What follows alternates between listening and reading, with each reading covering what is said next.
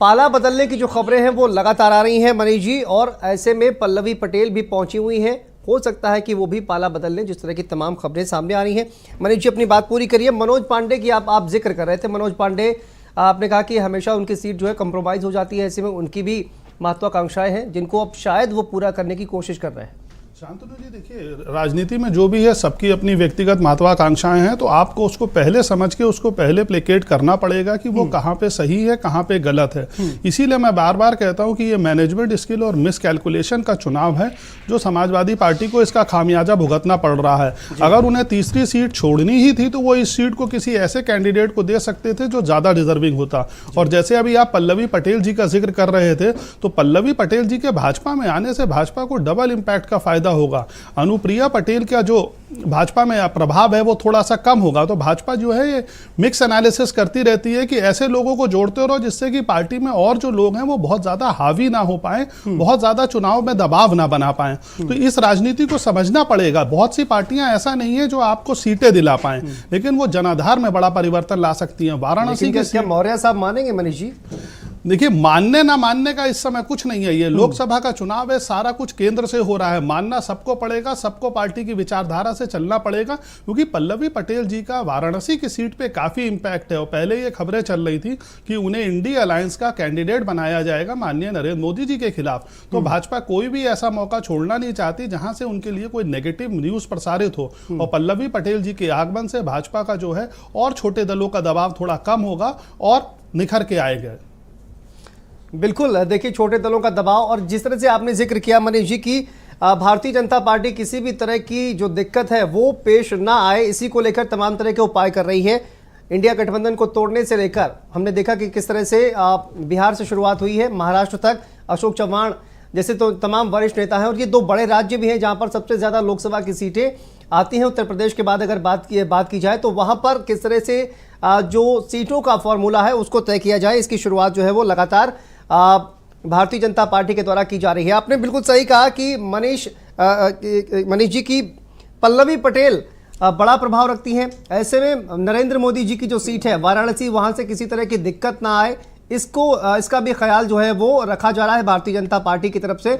और इसी वजह से छोटे छोटे जो समीकरण है वो भारतीय जनता पार्टी सेट करने में पूरी तरह से माहिर है। इसके अलावा मनीष जी, आपने जिस तरह से कहा कि कांग्रेस पार्टी एक सीट जीतने की उम्मीद जो है वो की जा रही थी, हालांकि 17 सीटें वहां पर कहा जाए कि मिली हैं इंडिया अलायंस में, लेकिन एक सीट पर बहुत ज़्यादा दावेदारी की जा रही थी और वो रायबरेली की सीट है। हालांकि वहां से सोनिया गांधी ने अब अपना नाम वापस ले लिया है, क्योंकि स्वास्थ्य का हवाला उनको दिया गया है और उनका स्वास्थ्य जो है वो ठीक नहीं चल रहा है। इसी वजह से वो वहाँ से चुनाव नहीं लड़ पाएंगी। ऐसे में अब मनोज पांडे को वहां से प्रत्याशी का ऑफर देना जो है वो कहीं ना कहीं बहुत बड़ा एक मास्टर स्ट्रोक कहा जा सकता है कि भारतीय जनता पार्टी के लिए और कांग्रेस पार्टी के लिए एक बड़ा झटका। जी शांतनु जी, ये सब देखिए एक प्लानिंग और स्ट्रेटेजी का सवाल है। ये चुनाव एक दिन में नहीं लड़ा जाता कि आपने कैंडिडेट घोषित कर दिया और उसके बाद उसके एक्शंस देख रहे हैं कि क्या कर रहे हैं। एक चीज और है जिसका इसमें जिक्र नहीं आ रहा, या जो नाम आज नहीं चल रहा, भाजपा में ये जो समाजवादी पार्टी में टूट हो रही है, भाजपा में जो लोग आ रहे हैं, इसमें राजा भैया का भी बहुत बड़ा इम्पैक्ट है। समाजवादी पार्टी ने भी अप्रोच करी थी, बीजेपी ने भी करी थी, लेकिन जैसे ही कल राजा भैया ने ये डिक्लेयर करा कि हम बीजेपी के साथ हैं, तो ये जितने भी और विधायक हैं, जैसे आप माननीय अभय सिंह जी का नाम ले रहे थे, राकेश प्रताप सिंह का नाम ले रहे थे, इसमें राजा भैया का भी बहुत बड़ा रोल है जो अभी खुल के नहीं आया है। और हो सकता है प्रतापगढ़ में भी आपको एक सरप्राइज कैंडिडेट इस बार दिख जाए भाजपा की तरफ से लोकसभा के चुनाव में। तो ये सारा परमिटेशन कॉम्बिनेशन का खेल है और इसको मुझे लगता है इस समय भाजपा बहुत अच्छे से खेल रही है और इस चीज में समाजवादी पार्टी कुछ पीछे रह गई। ठीक है, हमारे स्टेट हेड वीरेंद्र सिंह जी भी हमारे साथ जुड़ गए हैं। सर, बहुत स्वागत है आपका। और राज्यसभा चुनाव का ये जो पूरा गुणा गणित है, किस तरह से आप देख रहे हैं? देखिए, पल्लवी पटेल भी अब पहुंच चुकी हैं वहां पर। जिस तरह संदीप बता रहे थे कि हॉट टॉक भी हुई है, अखिलेश जी ने कह दिया कि तुम्हारा वोट नहीं चाहिए, लेकिन इस तरह की तमाम खबरें जो है निकलकर सामने आ रही है, क्रॉस वोटिंग की खबरें सामने आ रही है। ओवरऑल चुनाव को किस तरह से आप देख रहे हैं आप? देखिए, चुनाव तो अब क्लियर हो गया कि भाजपा जीत रही है। उसका 8वां प्रत्याशी संजय सेठ चुनाव जीत रहे हैं जी। संजय सेठ वो व्यक्ति हैं जो कभी मुलायम सिंह के बहुत करीबी हुआ करते थे। उनको विधान परिषद में जब राज्यपाल ने भेजने से मना कर दिया था तो मुलायम सिंह ने उनको राज्यसभा में भेजा था और ऐलान करके भेजा था। उसके बाद वो जब बीजेपी की सरकार बनी तो फिर वो भाजपा में चले गए और वहाँ से वो फिर उसी सीट पर दोबारा से राज्यसभा के मेंबर चुने गए थे। अब उनको बीजेपी ने इस बार 8वां कैंडिडेट बनाया है। समाजवादी पार्टी में लगभग 10 वोटों की सेंधमारी हो चुकी है। ऐसा लगता है कि करीब 10 विधायक टूटे हैं और उसका पूरा फायदा भाजपा ने उठाया है। भाजपा को सबसे ज्यादा सफलता अमेठी और रायबरेली में मिली है, जहां पर पार्टी के मुख्य सचेतक ऊंचाहार से विधायक थे मनोज पांडे, वो टूट गए और वो बताया जा रहा है कि वो रायबरेली से लोकसभा का चुनाव भी लड़ सकते हैं। हालांकि उनकी इच्छा हमेशा से रही है कि वो उत्तर प्रदेश की सरकार में मंत्री बन जाएं, कैबिनेट मंत्री बने। एक बार अखिलेश यादव की सरकार में वो कैबिनेट मंत्री रहे हैं, लेकिन पहले उनको शायद लोकसभा चुनाव लड़ाया जाएगा। राकेश प्रताप सिंह गौरीगंज से विधायक है अमेठी से, और महाराजी देवी जो गायत्री प्रसाद प्रजापति की पत्नी है, उनको भी बीजेपी ने अपने पाले में खींच लिया है। हालांकि गायत्री प्रसाद प्रजापति के भ्रष्टाचार को लेकर बीजेपी बहुत ज्यादा चिल्लाती रही है, शोर मचाती रही है, लेकिन जहां अपनी गरज होती है वहां लिपटना कबूल होता है। वहां पर तमाम सारे दाग अतीत को भुला दिया जाता है। तो इसके अलावा फैजाबाद से विधायक हैं गोसाईगंज से समाजवादी पार्टी के अभय सिंह, उन्होंने क्रॉस वोट किया है और बहुत सारे नाम और भी आ रहे हैं। तो ये बीजेपी की कहा जाए लोकसभा चुनाव से पहले एक बड़ा मनोवैज्ञानिक जीत भी होगी और उन्होंने काफी बड़ी संख्या में विधायक तोड़कर अपने लिए आगे के रास्ते को आसान किया है कि वो लोकसभा चुनाव में अच्छी मार्जिन से जीते, क्योंकि इंडिया अलायंस हुआ और उसमें उसके बाद ये समाजवादी पार्टी के विधायक टूट गए, उनका तीसरा कैंडिडेट हार जाएगा। ये थोड़ा रोचक होगा देखना कि जया भादुड़ी हारती हैं या आलोक रंजन हारते हैं जी। तो ये भी एक महत्वपूर्ण बात होगी, या रामजी लाल सुमन जो कैंडिडेट हैं, 3 में से हार किसकी होगी इस पर। लेकिन सपा नेतृत्व ने बात जान ली है कि उनके विधायक बड़ी संख्या में टूटे हैं और भाजपा में गए हैं। सुबेरे से देखिए ये बात तो चल रही थी, लेकिन सपा के लोगों को कल ही पता चल गया था जब दावत में लोग नहीं पहुंचे। ना मनोज पांडे फोन उठा रहे थे, ना अभय सिंह फोन उठा रहे थे।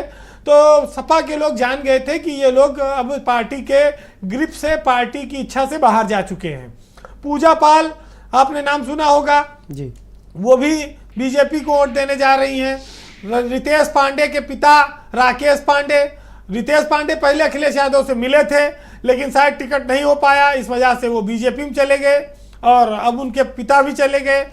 तो ये सब आया राम गया राम चलता है। देखिए अगर ये सब हरकतें ना हो तो ये जो विश्वासघात, धोखेबाज, दल बदलू और लालची, ये सब शब्दों की उपयोगिता खत्म हो जाएगी।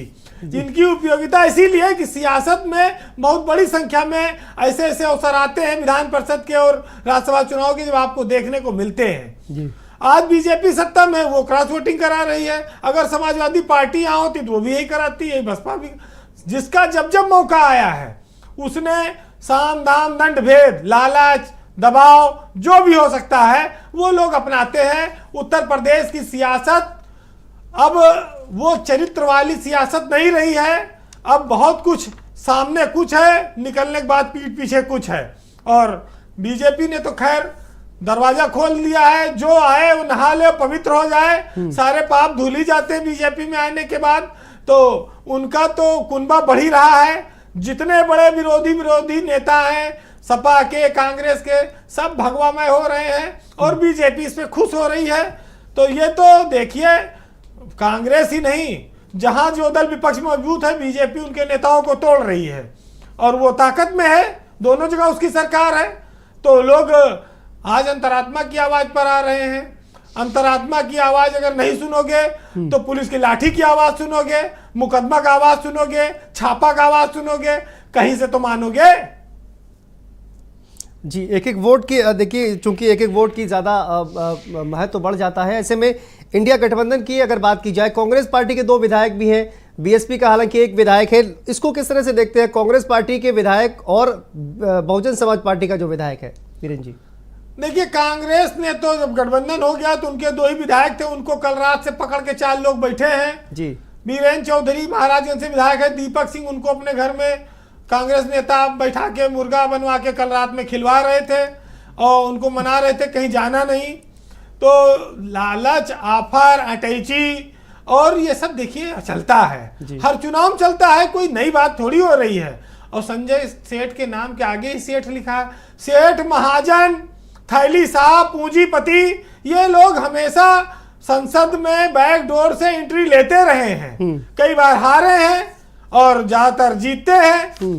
अच्छा, विधायक अगर निर्विरोध चुनाव हो जाए तो उनको कौन पूछता आज जी। और ना कोई दावत देता, ना कोई सम्मान करता। ऐसे तो पार्टी भी, हर पार्टी पूछ रहे अपने विधायकों को, भाई आप आइए, आपका सम्मान है और आपके पूछ हो रही है, डिनर दे रहे हैं, तो वहां पर एक दूसरे से मिलवाया जा रहा है, मुख्यमंत्री से लेके बड़े बड़े नेता मिल रहे हैं, पार्टियों के राष्ट्रीय अध्यक्ष सब मिल रहे हैं, सबको भाईचारे में, इसी में प्रेम नजर आता है। ये चुनाव बहुत ही फायदेमंद रहा है छोटे दलों के लिए, विधायकों के लिए। इस दृष्टिकोण से ऐसे चुनाव होते रहने चाहिए। भाई कुछ जेब भी गर्म हो जा रही है, मान सम्मान भी बढ़ जा रहा है और पार्टी में पूछ बढ़ गई, तो और क्या चाहिए विधायकों को। ये अच्छा है, ये चुनाव हुआ, निर्विरोध हो जाता तो कौन पूछता बताइए। गुजरा गवाही और लौटा बाराती आज तक किसी ने पूछा? जो मिल गया वो ले लो पहले, उसके बाद फिर देखा जाएगा। बिल्कुल, और 8वां प्रत्याशी उतार कर जो है वो ये चुनाव और भी ज्यादा महत्वपूर्ण जो है वो कर दिया, जिसके बाद ये खींचातानी जो है वो शुरू हो गई। जिस तरह आपने कहा कि छोटे दलों